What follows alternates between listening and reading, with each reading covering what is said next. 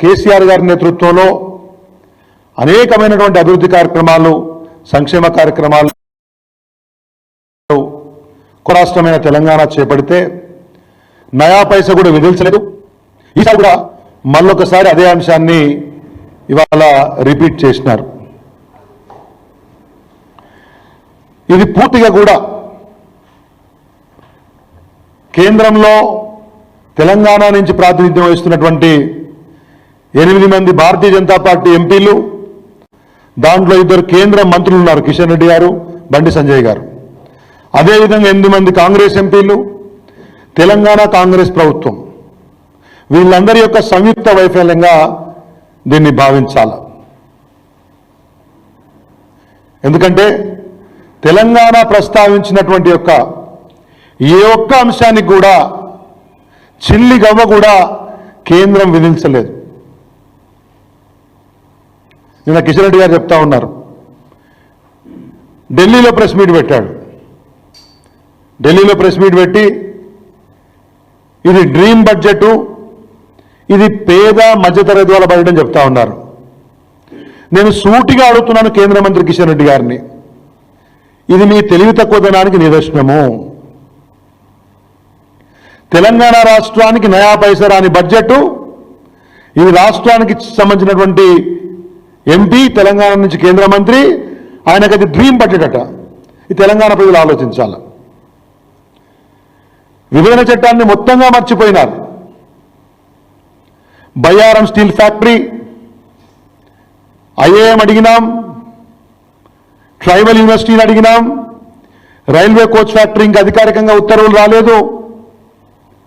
కొత్తగా పసుపు బోర్డు అని పెట్టారు, దానికి నిధులు లేవు. ఏ ఒక్క ఇరిగేషన్ ప్రాజెక్టుకి జాతీయ హోదా ఇవ్వలేదు. ఒక నవోదయ స్కూల్ లేదు, ఓ సైనిక్ స్కూల్ లేదు, మెడికల్ కాలేజీల ప్రస్తావన లేదు, వరంగల్ ఎయిర్పోర్ట్ ప్రస్తావన లేదు. రాష్ట్రం ఏదో 1,63,000 కోట్లుగా అడిగినట్టున్నారు. అది కూడా 40-45 రోజుల ముందు మరి ఎప్పుడు అడిగినరో ఎందుకు అడిగినరో వాళ్ళకి తెలియదు, కానీ వాళ్ళు అడిగినరు, కనీసం వాళ్ళు ప్రస్తావన చేయలేదు. తెలంగాణ రాష్ట్రానికి ఇప్పుడు నేను చదివినటువంటి అంశాల్లో ఈ ఒక్కదాని ప్రస్తావన లేకపోతే కూడా తెలంగాణకు సంబంధించినటువంటి కేంద్ర మంత్రి కిషన్ రెడ్డి గారికి ఆ బడ్జెట్ డ్రీమ్ బడ్జెట్లా కనబడిందంటే ఇంతకంటే దిగజారినటువంటి, ఇంతకంటే హీనమైనటువంటి, ఇంతకంటే నీచమైనటువంటి మనసుతో ఉంటుందా అని నేను అడుగుతా ఉన్నాను. మీకు ఎట్లా మనసు వస్తుంది మంత్రులుగా కొనసాగడానికి? తెలంగాణ రాష్ట్ర ప్రజలు మీకు ఓట్లేసి పంపిస్తే ఢిల్లీలో పదవులు కులకడానికి కాదు కదా ప్రజలు ఓట్లేసింది, రాష్ట్ర ప్రయోజనాల కోసము తెలంగాణ కోసం కొట్లాడాలి కదా. ఈ ఎన్నికల ఈ బడ్జెట్ మధ్యతరగతి బడ్జెట్ కాదు, పేదల బడ్జెట్ కాదు, ఇది బీహార్ ఢిల్లీ ఎలక్షన్ల కోసం వచ్చినటువంటి బడ్జెట్ లాగా దేశమంతా కూడా భావిస్తూ ఉంది. ఏమన్నా అంటే కిషన్ రెడ్డి గారు చెప్తా ఉన్నారు నిన్న, రాష్ట్రాల వారీగా కేటాయింపులు ఉండవండి, ఇది కేంద్ర బడ్జెట్. ఎంత తెలివి తక్కువతనం అంటే ఎన్నిసార్లు ఆత్మవంచన చేసుకుంటారు?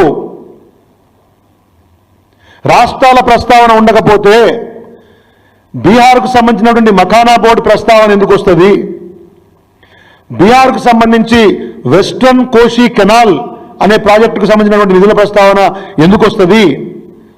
తెలంగాణలో మామూలు ఎయిర్పోర్టుకు నిధుల ప్రస్తావన రానటువంటి ఒక బడ్జెట్ బీహార్లో గ్రీన్ఫీల్డ్ ఎయిర్పోర్ట్స్కి ఎట్లా ప్రస్తావన తీసుకొస్తుంది? ఎట్లా బీహార్లో ఫుడ్ ప్రాసెసింగ్ యూనిట్స్ కానీ ప్రస్తావన వస్తుంది? చెప్పాల్సిన అవసరం ఉంది. పక్క రాష్ట్రంలో ఉన్న మంత్రులను చూసైనా బుద్ధి తెచ్చుకోండి. మీకంటే వయసులో వ్యవహారంలో చిన్నవాళ్ళు, ఆ రామ్మోహన్ నాయుడు లేకపోతే ఆ పెమ్మసాని శేఖర్ ఎవరు ఒక ఆయన ఉన్నాడు, వాళ్ళని చూసైనా బుద్ధి తెచ్చుకోండి. వాళ్ళు కనీసం ఆ పోలవరానికి ఓ 6,000 కోట్ల రూపాయలు తెచ్చుకున్నారు. తెలంగాణ నోట్ల మట్టి కొట్టే విధంగా 41.5 మీటర్లకు పోలవరం ప్రాజెక్టుని ఎత్తు పెంచేందుకు కేంద్రం అవకాశం తెచ్చుకున్నారు, వాళ్ళు అనుమతి తెచ్చుకున్నారు.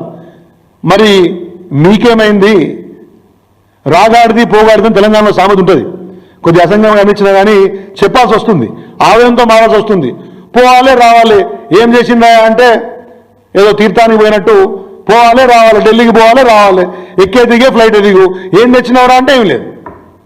పైపెచ్చు వికసిత భారత్లో లక్ష్యాన్ని చేరే విధంగా బయట ఉందని కేసీఆర్ రెడ్డి గారు బీజేపీ నాయకులు చెప్తారు. అసలు వికసిత భారత్ అంటే ఏంటి?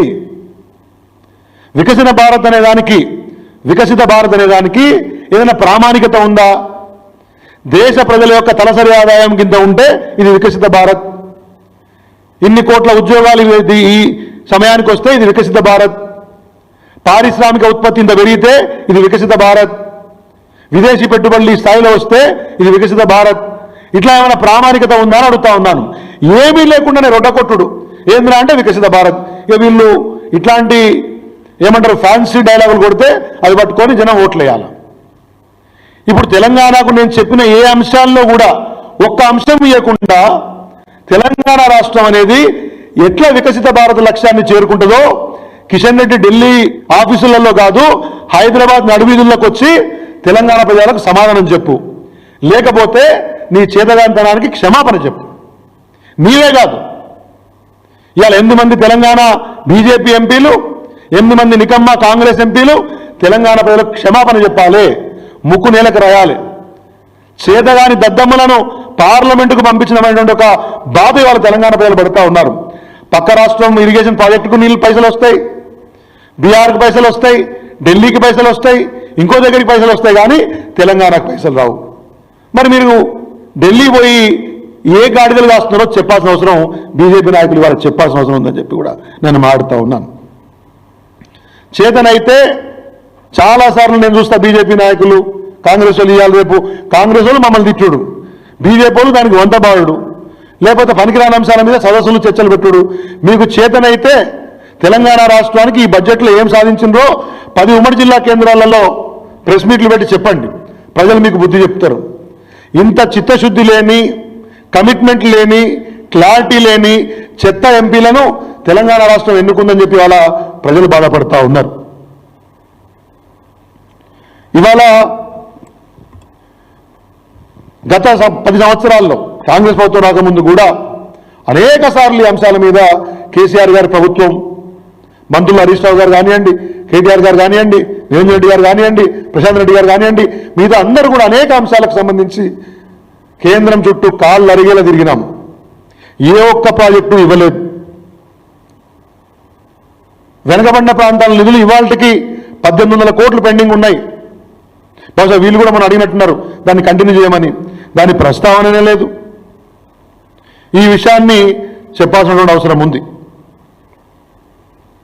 నిన్న నేను చూసిన కిషన్ రెడ్డి గారును బండి సంజయ్ కుమార్ గారు బీజేపీ ఎంపీలు, కాంగ్రెస్ ఎంపీలు కాదు కానీ ఈ బీజేపీ ఎంపీలు బల్లలు జరుస్తున్నారు బాగా.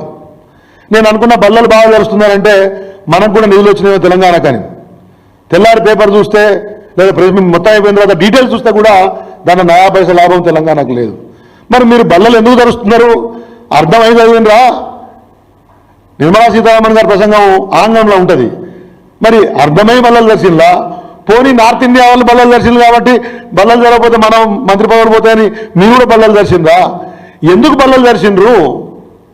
ఇంత చేతగాంతనంగా, ఇంత నిసుగుగా ఎందుకుంటున్నారు?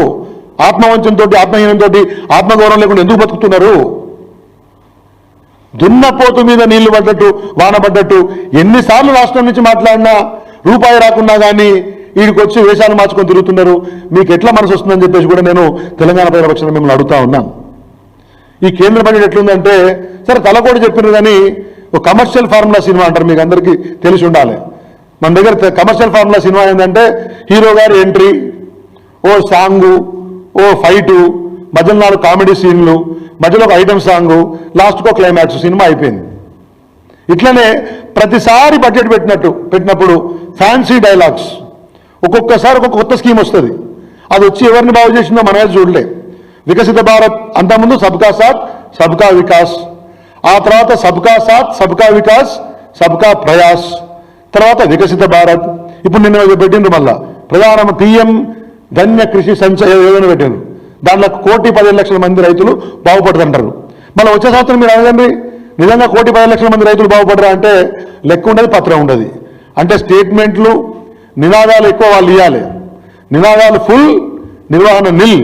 అట్లా ఈ కేంద్ర బడ్జెట్ మనకి ప్రతిసారి కనబడతా ఉంది. పచ్చి అబద్ధాలు చెప్తా ఉన్నారు. తెలంగాణకు జరిగే అన్యాయం ఎట్లాగూ జరిగింది. పోనీ దేశవ్యాప్తంగా ఉన్నటువంటి అన్ని రంగాల యొక్క ప్రస్తావన సరిగ్గా ఉందంటే కీలకమైనటువంటి వ్యవసాయ రంగానికి కానివ్వండి, విద్యా రంగానికి కానివ్వండి, హెల్త్ రంగానికి కానివ్వండి, అన్ని కేటాయింపులు తగ్గించుకుంటూ పోతా ఉన్నారు. సంక్షేమ రంగాలకు కేటాయింపులు తగ్గించుకుంటూ పోతా ఉన్నారు. ఇవాళ ఏదైతే పెట్టుబడి వ్యయం మీరు పెడతా ఉన్నారో అవన్నీ కూడా మీ క్రోనీ క్యాపిటలిస్టులకు, మీరు ఎంకరేజ్ చేస్తున్నటువంటి బడా పారిశ్రామికవేత్తలకే న్యాయం జరుగుతుంది తప్పితే చిన్న తరహా పారిశ్రామికవేత్తలకు ఈ కేంద్ర బడ్జెట్లు ఏమాత్రం సాయం చేస్తలేదనే విషయాన్ని మీ ద్వారా నేను చెప్పదలుచుకున్నాను.